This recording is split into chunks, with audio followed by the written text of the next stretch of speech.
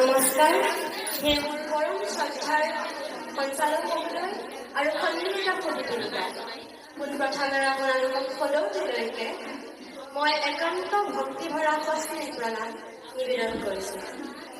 আজি উপস্থাপন কৰিবলৈ ওলোৱা মোৰ এই বক্তৃতাভাগি পৃথিৱীৰ প্ৰত্যেকজন পিতৃৰ শ্ৰীচৰণত অৰ্পণ কৰিছোঁ।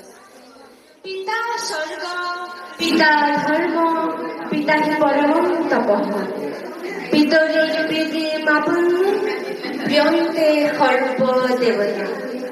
দেউতা আমাৰ চেতনাৰ পৰিধি গঢ়ি আকাশৰ দৰে বতাহৰ দৰে সীমাহীন অন্তহীন দেউতাৰ অস্তিত্বৰ অৱধাৰণা মানৱ সভ্যতাত সময়ৰ প্ৰতি ধাপে ধাপে বন্দিত সমাদৃত উৎসৰ্গিত পিতৃৰ বন্ধন। শিশুটিবৃন্দ, আহক আমি অৱলোকন কৰোঁ ভাৰতীয় সভ্যতাৰ গৌৰৱময় ঐতিহ্য ৰামায়ণত বন্দিত পিতৃৰ আদৰ্শ। তেওঁ আছিল ধৰ্মপ্ৰাণ ৰজা দশৰথ। ৰাজধৰ্মৰ মৰ্যাদা ৰক্ষাৰ্থে পুত্ৰ ৰামক দিছিল 14 বছৰ বনবাস আৰু সেই একেজন দশৰথেই পুত্ৰ সুপত্তি দিছিল নিজৰে জীৱন। শ্ৰীকৃষ্ণ লীলাত সত্যজাত কৃষ্ণৰ জীৱন কংসৰ মৃত্যু সাঁতোৰাৰ পৰা বচাবলৈ ভৰা যমুনাৰ মাজে শ্ৰীকালে দেখুওৱা বাটে বাটে মেঘৰ গৰ্জনে নেওচি পিতৃ বসুদেৱে লৈ গৈছিল কৃষ্ণক যথা সুৰক্ষিত স্থানে। দেউতা ক'ত নাই। হস্পিটেলৰ বিচনা জন্মদাত্ৰীৰ চিৎকাৰত বাহিৰত থিয় হৈ শিলপৰা বুকুখনত হাত দি থকাজন দেউতা। ঘৰৰ মুখাচৰ ফুটাৰে আমি বাই ভনী কেইজনীয়ে আকাশৰ তৰাবোৰ বনি থাকোঁতে কোনোবাই কানে কানে কৈছিল, নক্ষত্ৰ হ'ব লাগিব আই, তহঁতৰ পোহৰে জগত পোহৰ হ'ব লাগিব।